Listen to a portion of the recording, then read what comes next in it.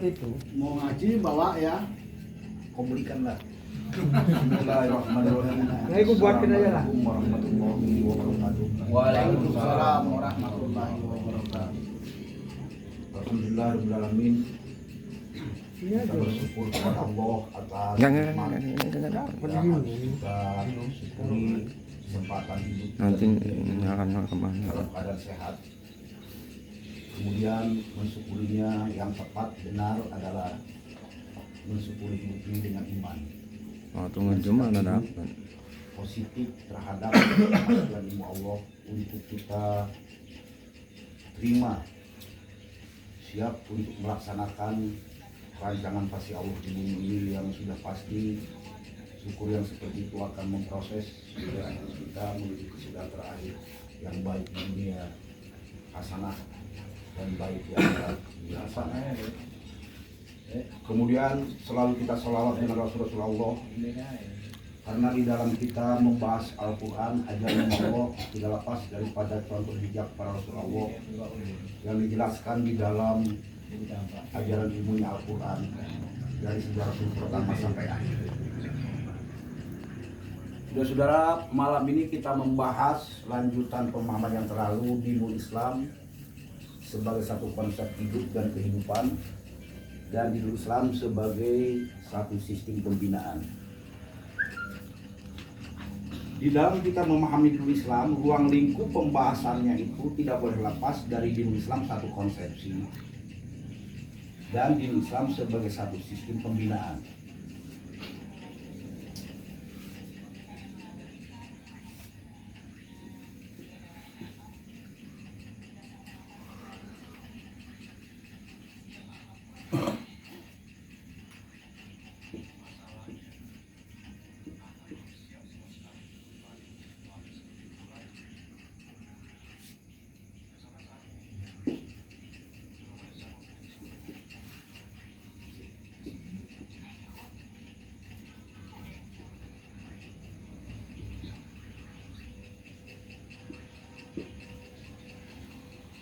Satu dinul Islam, satu konsep hidup, konsepsi hidup dan kehidupan. Yang kedua adalah dinul Islam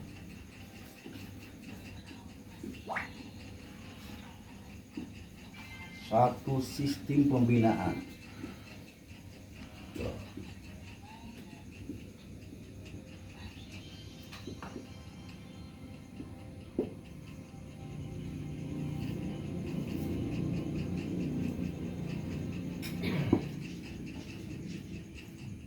Jadi berbicara dinul Islam tidak boleh dipisahkan antara dinul Islam sebagai satu konsep dengan Islam satu sistem pembinaan. Kalau kita hanya bicara dinul Islam sebagai sistem pembinaan, tidak memahami konsepsi, itu akan menjadi muslim abana. Artinya melaksanakan tradisi pembinaan tapi tidak ada pembinaan mencapai tujuan yang harus diwujudkan. Orang bersahadat tidak punya tujuan. Orang sholat tidak punya tujuan. Orang zakat tidak punya tujuan. Saum, haji, asal melaksanakan sehingga menjadi tradisi. Sedangkan orang bisa memahami konsepsi dinul Islam sebagai satu konsep hidup, tidak melaksanakan sistem pembinaan menurut yang diajarkan Allah kepada Rasul juga, dia tidak akan mampu mewujudkan konsep itu, hanya jadi satu teori angan-angan. Jadi dua-duanya itu saling berhubungan secara erat, tidak boleh dipisahkan. Karena persoalan konsep bisa kita perbandingkan konsep yang diolah hasil manusia, baik itu yang namanya falsafah liberal ataupun komunis ataupun agama, semua itu memiliki semboyan-semboyan yang sangat indah. Liberal misalnya, bagaimana liberal itu punya semboyan mendengungkan kepada manusia dengan liberté, égalité, fraternité. Sama dengan Islam, ada kebebasan, ada persamaan, ada persaudaraan. Tetapi karena ada sistem pembinaan yang kontinu, yang terus menerus kesadaran manusia dibina, itu hanya slogan-slogan aja. Artinya perwujudan menjadi kenyataan itu tidak pernah. Komunis misalnya. Komunis itu satu semboyan yang paling indah bagi manusia dengan semboyan class-like society, persamaan kelas, masyarakat tanpa kelas, sama rasa. Tetapi karena nggak ada pembinaan yang kontinu dalam membina kesadaran manusia, maka itu pun hanya slogan-slogan aja. Tetap manusia tidak bisa hidup di dalam persamaan atau sama rasa. Atau agama dengan semboyan baik nirwana, surga, tetapi karena tidak memahami konsepsi, maka tidak pernah mewujudkan satu konsep hidup dan sehingga terjadi sekuler. Artinya agama tidak mempersoalkan masalah hidup, bagaimana membangun kemenangan sistem ekonomi, sistem politik dan lain sebagainya, sehingga yang namanya agama di dunia cenderung pecah belah dan menjadi objek permainan orang-orang kapitalis feodalis. Nah, jadi kalau kita memahami dinul Islam diajarkan Allah itu, dinul Islam satu konsepsi dan juga ada dinul Islam sebagai satu sistem pembinaan. Yang dikatakan konsepsi itu ada gambaran tujuan yang mau dicapai. Satu, tujuannya jelas. Islam punya tujuan sesuai dengan rancangan pasti Allah, dengan bentuk gambaran alam semesta ini, baik alam makro, alam besar, ataupun alam kecil, alam mikro. Semuanya itu merupakan contoh model dari gambaran konsepsi Islam. Sehingga Allah menggambarkan kalimat Islam asalnya kepada alam dulu. Seperti kita lihat surah Ali Imran ayat 83. Satu bentuk pertanyaan dari Allah, apalah goiro dinillahi yabgun. Apakah kalian mau mencari lagi konsep hidup selain dinul Islam, din yang Allah ajarkan? Walahu aslama man fis samawati wa man fil ardi tau'an wa karha wa ilaihi yurja'un. Padahal seluruhnya walahu terhadap Allah, kepastian Allah itulah seluruh alam tadi tunduk patuh menyerahkan dirinya, berada dalam satu sistem yang jamaah. Baik terpaksa atau tidak, seluruh alam sudah tunduk menyerahkan diri pada gerak sistem yang Allah tetapkan. Demikian juga seharusnya kehidupan manusia. Nah, Islam bertujuan membangun masyarakat Darussalam.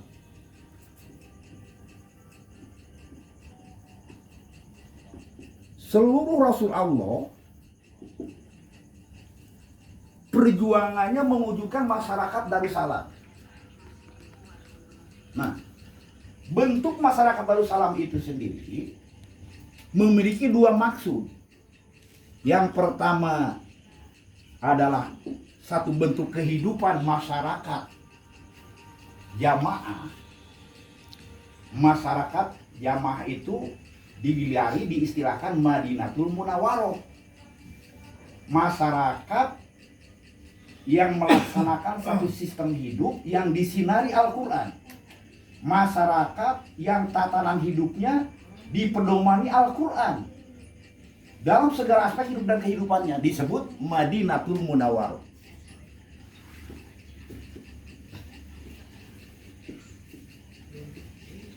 Kalimat sebutan Munawwaroh atau Madinatul Munawwaroh asal tempatnya Yastrib. Tapi karena di dalam masyarakat saat tadi diwujudkan orang-orangnya mampu mewujudkan sistem Islam, pada waktu itu tempat sistem berlaku atau waktu itu tidak ada lagi konsep selain dinul Islam, maka sebutannya berubah menjadi Madinatul Munawwaroh, masyarakat yang disinari Al-Quran. Itu merupakan perwujudan Darussalam. Kemudian karena manusia hidup di dunia sebagai batu ujian, babak seleksi, artinya manusia siapapun dari sejak Nabi Adam pertama sampai akhir manusia dihadirkan, didudukan di bumi ini ujian. adanya hidup, kemudian berakhir dengan mati. Semuanya merupakan babak seleksi batu ujian. Siapakah manusia-manusia ini yang bisa berbuat sesuai dengan rancangan pasti Allah, mewujudkan Madinatul Munawwaroh, sehingga lulus mampu mewujudkan Madinatul Munawwaroh. Maka babak kedua yang harus diyakini oleh setiap manusia tadi adalah setelah dunianya ada kehidupan yang kedua. Allah sebutkan al-jannatul maudah fil akhirah. Jannah yang Allah janjikan di akhirat. Ini al-jannatul maudah fil akhirah. Jannah al-maudah yang dijanjikan fil akhirah.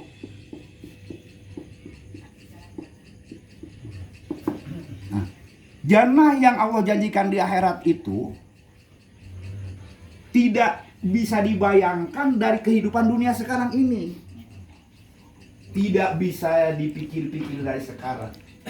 Tetapi Allah menjelaskan satu gambaran sistem kehidupan yang betul-betul membahagiakan manusia. Nah, sehingga satu kondisi yang membahagiakan manusia yang aman, tentram, damai digambarkanlah misalnya al-jannatun tajri min tahtihal anhar, bagaikan satu taman yang subur diairi oleh satu irigasi yang terus-menerus mengalir. Duduk manusianya di tempat itu seperti orang berpesta, saling menghidang sama berpesta, dan komunikasi hubungan interaksi sesamanya la yasmauna fiha lagwaw wala ta'sima illa ilan salaman salama. Tidak ada komunikasi yang destruktif, yang permusuhan. Tidak ada yang destruktif. Semuanya hanya satu ungkapan kehidupan interaksi. Mari kita wujudkan keselamatan, mari kita wujudkan perdamaian, mari kita wujudkan kesejahteraan. Itu gambaran satu kondisi yang betul-betul mendamaikan. Nah, gambaran-gambaran seperti itu tadi, para rasul mampu mewujudkan ini. Nabi Nuh mampu mewujudkan, Nabi Musa, Nabi Ibrahim, seluruh rasul perjuangannya mampu membangun, membina masyarakat Madinatul Munawwaroh, sehingga yang namanya rasul mampu menghantarkan umat manusia baik di dunia hasanah, di akhirat hasanah, waqina azabannar, terhindar, terjaga, terpelihara dari azab kehidupan dunia yang pecah belah, dan terjaga, terhindar dari kehidupan neraka di babak kedua nanti. Sehingga setiap orang yang mau masuk ke sini tadi perlu pembinaan. Jadi untuk mewujudkan ini perlu Islam pembinaan. Di sinilah Islam pembinaan dimulai untuk sampai ke sini. Satu, jenjang awal manusia untuk dibawa masuk Madinatul Munawwaroh yang sampai kepada jannah, dia harus syahadat. Mutlak dia. Dia harus bersyahadat.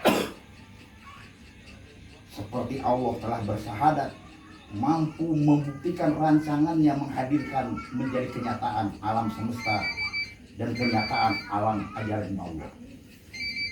Seluruh malaikat harus bersyahadat, siap menghadirkan satu sistem aturan yang telah Allah tetapkan.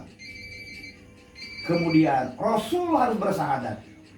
Nah, orang-orang yang mukmin untuk mewujudkan Madinatul Munawwaroh, pintu gerbang masuk untuk hadir dalam mewujudkan Madinatul Munawwaroh, dia harus syahadat. Bunyi kalimat syahadat baik sejak Nabi Adam sampai Muhammad sama bunyinya, asyhadu alla ilaha illallah wa asyhadu anna Muhammadar Rasulullah. Karena persoalan Allah adalah ajaran ilmu Allah yang diajarkan Allah untuk ditaati, dipatuhi, dan disiplin hanya menurut itu. Tidak boleh dualisme campur adukan antara ajaran Allah dan dengan selainnya. Yang kedua, yang namanya Muhammad adalah perwujudan dari ajaran Allah itu sendiri, adalah jamaah. Sehingga kalimat Muhammad tadi adalah tertib, mulia, atau yang disebutkan Muhammad tadi terpuji. Karena satu kondisi yang sistem manusia dan manusia hidup dalam satu sistem. Nah, jadi kalimat Muhammad menjadi menempel di Nabi Muhammad bin Abdullah, sehingga baik Nabi Isa mewujudkan Muhammad, Nabi sebelumnya Nabi Musa mewujudkan Muhammad, kemudian Nabi Ibrahim mewujudkan Muhammad, kemudian seluruh para nabi mewujudkan Muhammad, sehingga orang mukmin yang bersahadat berjanji mewujudkan disiplin ajaran Allah dan menghadirkan Muhammad dalam kehidupan jamaah. Itu kalimat Muhammadnya. Jadi kalimat syahadat ini akan janji taat hanya ajaran Allah itu yang akan menjadi motor gerak dalam hidupnya. Sehingga pembinaan syahadat bagi manusia mukmin tidak boleh lepas daripada Al-Quran sebagai ajaran Allah menjadi imam pedoman dalam hidupnya. Itu syahadat itu. Nah, jadi syahadat harus membentuk manusia untuk mentaati, tahu Al-Quran dan mau berbuat menurut Al-Quran. Nah, karena Al-Quran itu sendiri adalah konsep petunjuk aturan hidup dan kehidupan manusia. Jadi sesuai dengan fungsi Al-Quran diajarkan oleh Allah budal linnas ke seluruh manusia, apakah itu laki-laki, perempuan, kemudian orang tua, anak-anak, yang namanya manusia, semuanya ada Allah jelaskan di dalam Al-Quran. Mengatur diri pribadi, Quran sebagai buku petunjuknya. Di saat dia melembaga rumah tangga, Quran buku petunjuknya. Di saat dia sebagai suami, sebagai bapak, suami terhadap istrinya, Quran buku petunjuknya. Di saat dia sebagai bapak, Quran buku petunjuknya. Di saat dia bersahabat, Quran buku petunjuknya. Di saat dia berdagang, Quran buku petunjuknya. Di saat dia pinjam meminjam, jual beli, atau di saat dia bagaimana menggarap alam, Quran itulah petunjuknya. Sehingga masyarakat Madinatul Munawwaroh tidak lepas daripada Al-Quran yang menyinari kehidupannya. Nah, itulah syahadat. Kemudian membuktikan Quran, melaksanakan Quran menjadi satu kehidupan pembumian, tidak boleh keluar di dalam jamaah. Jadilah Islam adalah bil jamaah. Tidak ada Islam tanpa jamaah, dan Quran bisa dilaksanakan hanya dalam jamaah. Nah, seperti alam tadi yang sudah sistem tadi. Karena seluruh planet tadi semuanya menerima sinar dari matahari, sinar yang dari matahari itulah saling padu-madu dengan sesama planetnya. Nah, sehingga hukum yang berlaku untuk mengajukan Quran sebelum menjadi hukum yang lain-lain, hukum pertama yang diharuskan bagi manusia mukmin membangun jamaah, dirinya hadir dalam jamaah, dan dia berjuang jihad dengan diri dan hartanya untuk mengimankan manusia, supaya setiap manusia hadir iman, hadir dalam jamaah. Jadi penyembuhan masyarakat manusia itu mensistemkan. Jadi apa yang Allah perintahkan menjadi undang-undang kehidupan manusia, ataupun apa yang Allah larang supaya manusia tidak melakukan dalam kehidupan manusia, itu akan bisa terwujud apabila manusianya sudah berjamaah.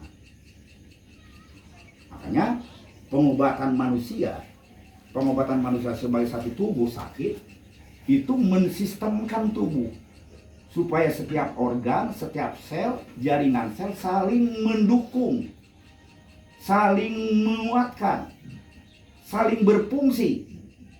Bagaimana memfungsikan organ-organ tubuh menjadi saling mendukung di dalam organ tubuh manusia, itulah makanan yang dari Allah yang bisa mensistemkan tubuh manusia.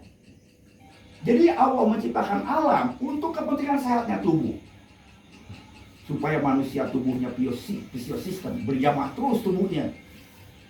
Apabila tubuhnya masih berjamaah, dia akan sehat. Kemudian karena alam itulah pembentuknya.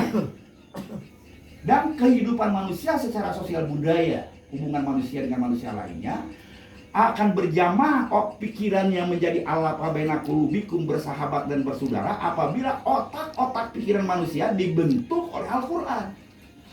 Nah, jadi Quran dan alam untuk kesehatan fisik dan sosial budaya. Terjadinya rusak, gitu juga. Fisik rusak karena salah makan yang sudah menyimpang dari sistem alam. Kemudian hasil olahan manusia. Pikiran manusia akan rusak apabila ada konsep buatan manusia yang masuk ke otak, bukan Quran. Akan mulai pecah belah. Jadi kondisi dunia yang pecah belah sekarang sakit gara-gara pikiran dimasuki oleh konsep-konsep buatan manusia, bukan yang diajarkan Allah pada para rasul. Banyak manusia yang sakit karena sudah jauh dari alam di dalam mengkonsumsi segala bentuk kehidupannya. Baik udaranya yang sudah rusak, airnya yang sudah rusak, tercemar. Kemudian makanan-makanan yang sudah diolah manusia yang sudah tidak alami lagi, tidak thayyibah, tidak higienis lagi. Nah, sehingga timbullah bibit-bibit penyakit yang menimbulkan kerusakan tubuh manusia. Saudara-saudara, jadi sahadat di sini, orang bersahadat berarti disiplin ilmu, disiplin jamaah. Karena itu, kerusakan berubah nilai sahadat apabila pelanggaran terhadap sistem perjanjian sahadat itu. Sahadat bisa dirubah jadi pasif apabila memudar kembali ikatan janji untuk taat Quran, taat jamaah, kemudian dia memudar, melepaskan. Kalau kita lihat dalam Quran surat An-Nahl 92, seperti perempuan yang memudar kembali benang yang sudah ditenun. Nah, jadi itu lahirlah dari sikap pasif, dari mukmin tadi menjadi pasif. Jadi sahadat itu satu pengingatan. Kemudian timbulnya sikap munafik. Sebutan dari mukmin kepada munafik karena sudah sahadat untuk taat Quran, taat jamaah, tapi dia tidak membuktikan ketaatannya kepada Quran dan jamaah. Yang oleh surat Al-Munafiqun ayat 1 disebutkan idza ja'al munafiquna qalu nashhadu innaka rasulullah wallahu ya'lamu innal munafiqina lakadzibun. Apabila datang kepada Muhammad orang bersahadat, kemudian dia menyatakan asyhadu alla ilaha illallah wa asyhadu anna muhammadar rasulullah, wallahu ya'lamu, ajaran ilmu Allah mengetahui dan melihat bahwa sahadat orang munafik itu bohong dan dusta karena tidak membuktikan ketaatannya kepada Al-Quran, tidak membuktikan ketaatannya ke dalam jamaah, sehingga lahirnya kalimat munafik. Jadi qalu idza ja'al munafiquna qalu nashhadu innaka rasulullah wallahu ya'lamu innal munafiqina lakadzibun. Nah, jadi timbul kalimat munafik, timbul kalimat fasik bagi manusia karena dia memudar, melanggar sahadat. Nah, orang bersahadat yang merupakan pintu gerbang awal yang sangat menentukan, sehingga Quran menyebutnya sahadat tadi kalimat thayyibah. Di dalam surat Ibrahim ayat 24 disebutkan alam taro kaifa fa'ala, alam taro kaifa fa'ala, alam taro kaifa fa'ala, kalimatan thayyibah kasajaratin thayyibah asluha sabit wa far'uha fis sama tu'ti ukulan. Tidak kalian perhatikan kalimat syahadat yang ada pada diri seseorang seperti pohon kayu yang memiliki akar tunggang yang dalam ke bumi tertancap. Kemudian batang dan cabangnya akan menjulang dia tegak dan mendatangkan buah setiap musim. Nah, sedangkan sahadat yang tidak berakar tadi kepada Al-Quran dan tidak mentaati ke dalam bentuk jamaah seperti tanaman yang tidak berakar, tanaman di permukaan air, terombang ambing, labil, memiliki pandangan dan sikap yang labil. Nah, jadi sahadat yang benar disebut kalimat thayyibah, akar tunggang yang dalam dan tidak goyah dengan berbagai macam situasi dan kondisi. Nah, kemudian sudah disiplin ilmu dan disiplin jamaah, harus sholat seperti sholatnya Allah. Jadi kita dudukan dulu kalimat sholat dari mulai adanya kalimat sholat. Allah dan malaikat, Allah melalui malaikatnya sholat kepada jamaah Nabi, jamaah Nabi. Nah, sholatnya Allah dan malaikat kepada Nabi tadi ditafsirkan oleh Quran, rasa arti bahasanya yunazilu ala abdihi ayatim baina, mengajarkan Quran. Jadi Allah melalui malaikat menghubungi Nabi sholat, mengajarkan Quran. Quran yang ada di Nabi di jamaah ini, manusia mukmin tadi harus sholat. Shollu ya ayyuhalladzina amanu shollu alaihi wasallimu taslima. Sholatlah. Jadi kalimat sholat tidak lepas dari belajar Quran dalam jamaah. Jadi kita belum bicara ke bentuk formalnya, tapi asalnya kalimat sholat disuruh setiap mukmin harus sholat. Ya ayyuhalladzina amanu shollu, hubungkanlah. Untuk apa menghubungkan diri ke jamaah? Untuk belajar Quran. Sehingga dari belajar Quran dalam jamaah inilah antara orang-orang mukmin dalam jamaah alafa baina qulubikum, menyatu pikirannya semua di dalam Quran. Alafa, menyatu pikiran dalam Quran melahirkan pasbatum, hidup dalam sistem sosial budayanya bersahabat. Bersahabat inilah menjadi nikmat hidup bersaudara. Nah, jadi terwujudnya kehidupan Islam yang disebutkan bersaudara karena lahir dari alafa baina qulubikum, sama-sama sholat, sama-sama belajar Quran. Quran yang dipelajarinya melahirkan alafa baina qulubikum, nyatunya tanggapan, pandangan dan sikap.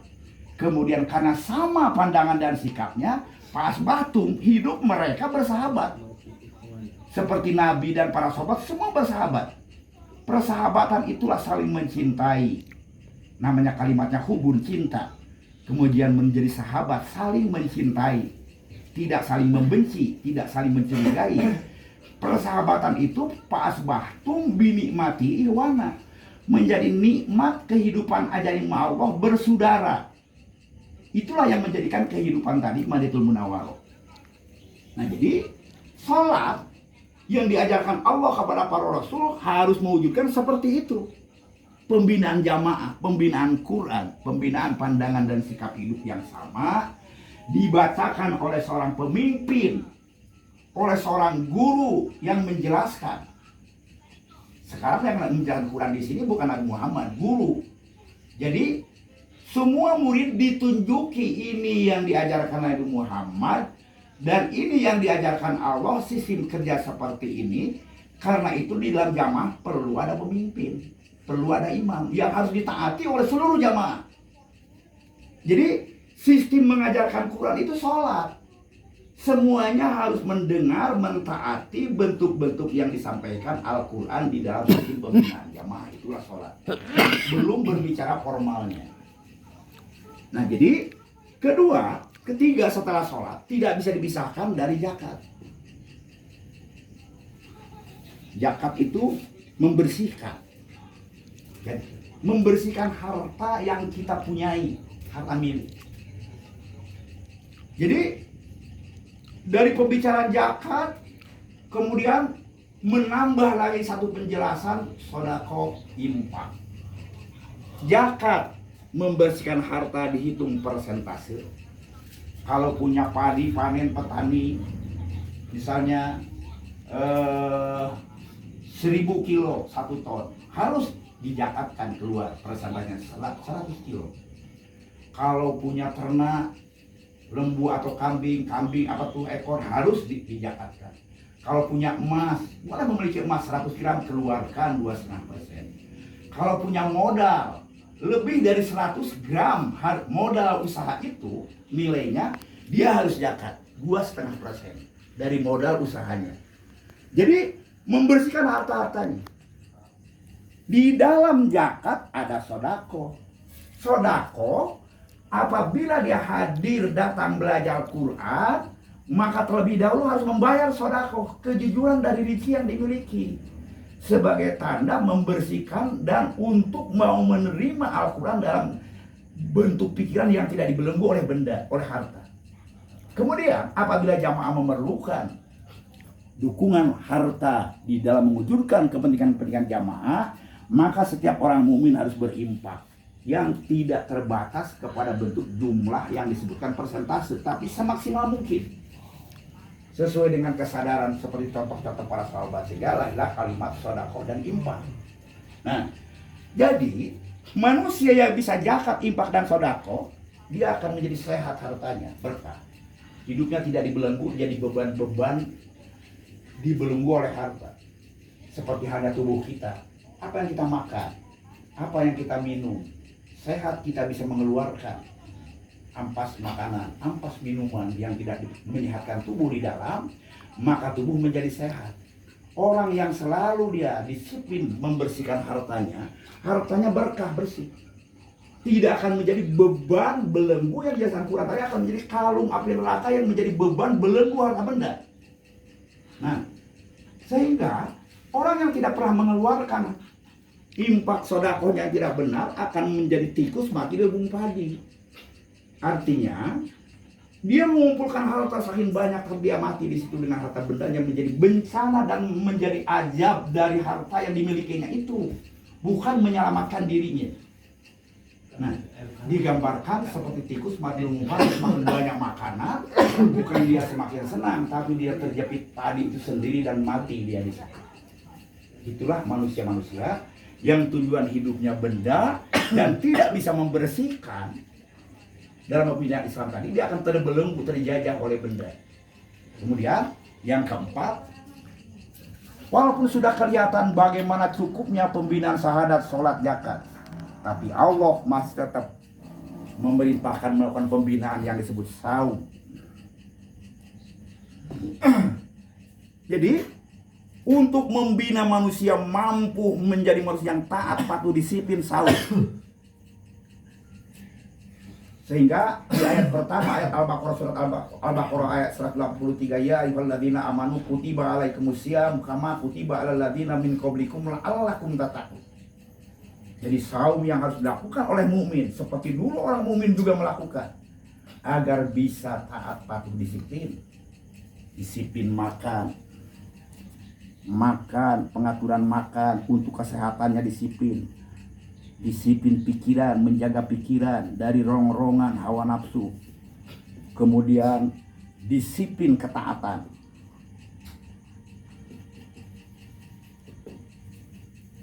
Nah, jadi manusia tanpa melewati bentuk pembinaan saum tidak mungkin menjadi manusia yang taat. Pasti menurut dirinya seperti dia harus bagaimana mengatur makan. Dari mulai fajar dia harus bangun sebelum subuh, harus sahur supaya taat. Itu apa maksudnya Allah tadi? Seperti yang dicontohkan Nabi. Manusia yang bangun sebelum subuh, kemudian biasa tradisi hidupnya bangun sebelum subuh. Fisik, paru-paru dalam udara yang sehat, kemudian udara yang segar.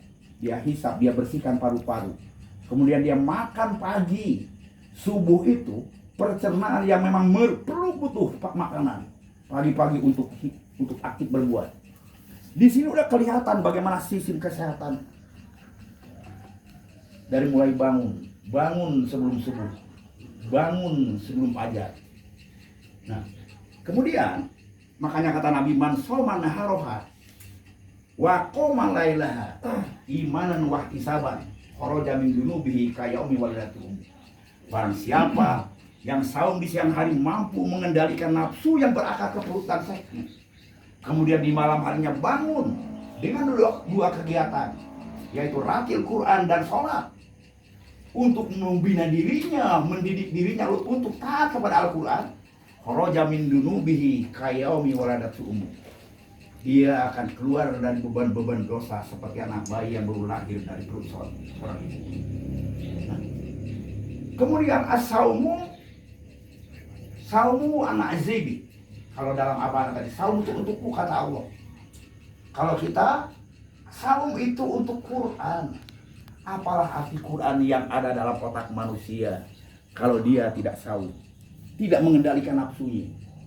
Karena Quran yang bermahkota di otaknya, dia harus mampu dibarengi dengan mengendalikan hawa nafsunya. Di saat dia mau marah, mampu mengendalikan, menahan, imsak. Di saat dia mau berbuat yang negatif, dia imsak.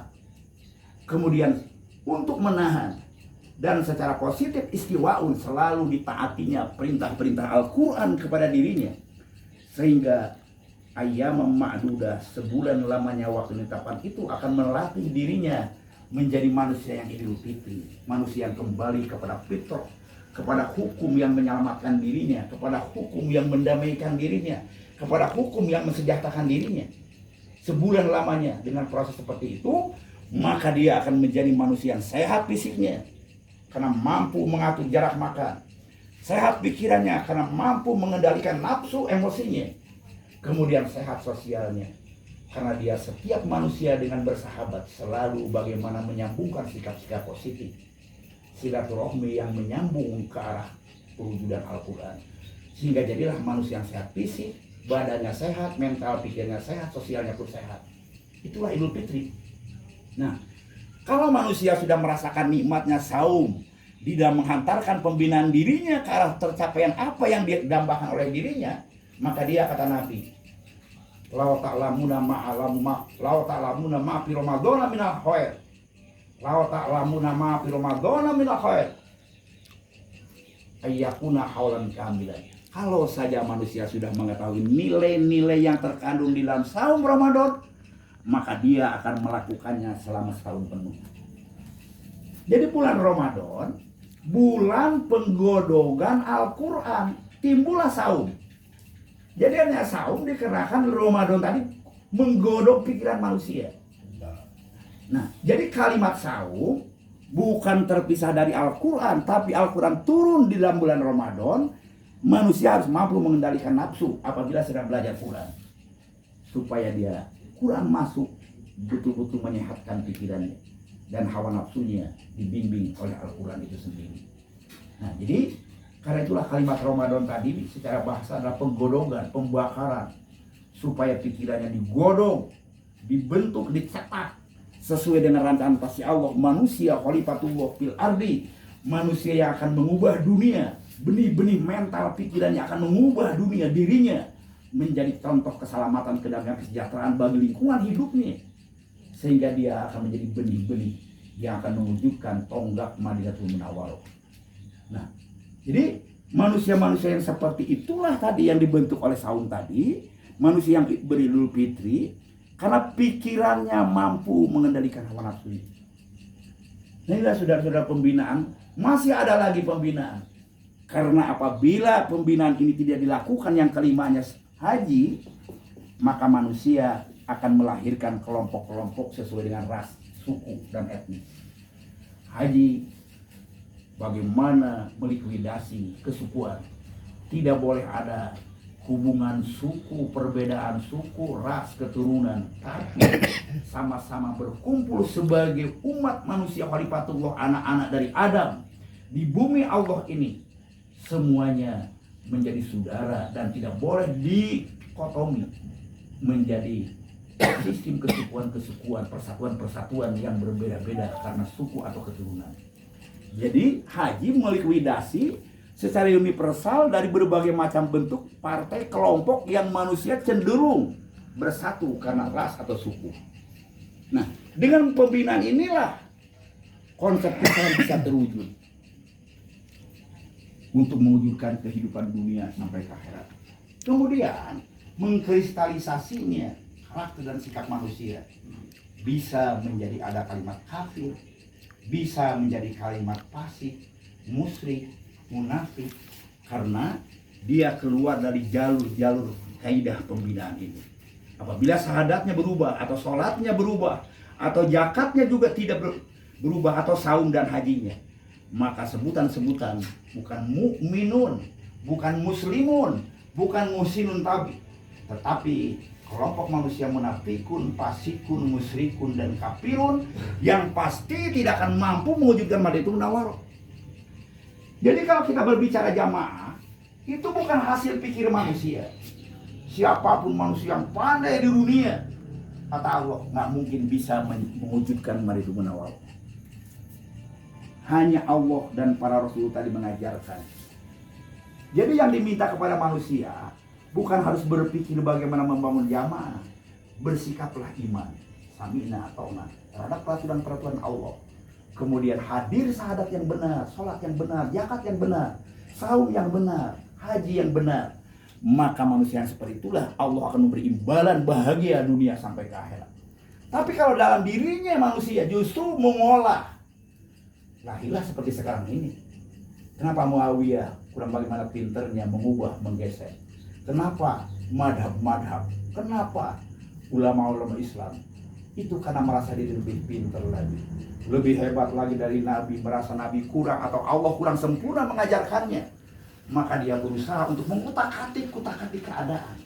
Nah, jadi setiap ada perbuatan perjuangan para Rasul pasti ada tantangan. Nabi Muhammad Musailul Kadzab, Abu Bakar ngaku lagi jadi Nabi. Musa ada Musa sendiri. Jadi manusia-manusia yang tidak punya prinsip iman, dia akan terkaitan kepada bentuk-bentuk slogan-slogan manis yang disebut fil jannah. Nah, orang prinsip di dalam kehidupan jamaah seperti Nabi Yusuf, dia minta baju, minta konsep. Dia mau tahu konsep hidup itu bagaimana supaya dirinya bahagia dunia akhirat. Dia bisa berjuang. Orang teknik yang oleh Nabi Yusuf tadi, dia beriman bukan karena mau konsep, minta gandum, minta makan. Jadi orang-orang yang seperti itulah yang suka tadi merubah keadaan. Bagaimana berani dia mengubah, asal dia bisa makan, asal dia menguntungkan dirinya, sehingga bentuk-bentuk kebenaran ajaran Allah tadi, itulah rusaknya Muawiyah didukung oleh orang-orang yang seperti itu. Sampai sekarang ini negara dunia rusak karena orang-orang yang hanya untuk sesuatu nasi, bukan untuk bagaimana menjadi orang beriman, membangun konsep hidup dan kehidupan yang diajarkan Allah kepada para rasul. Itu orang prinsip. Nah, orang-orang prinsip itulah yang akan menjadi cikal bakal pembangunan jamaah Islam, bukan oleh orang-orang yang hidup di dunia adalah mencari seperti nasi. Inilah saudara-saudara pembahasan kita mengenali insan pada malam ini. Kemudian apabila kurang jelas masih ada waktu nanya jawab. Demikianlah. Wassalamualaikum warahmatullahi wabarakatuh.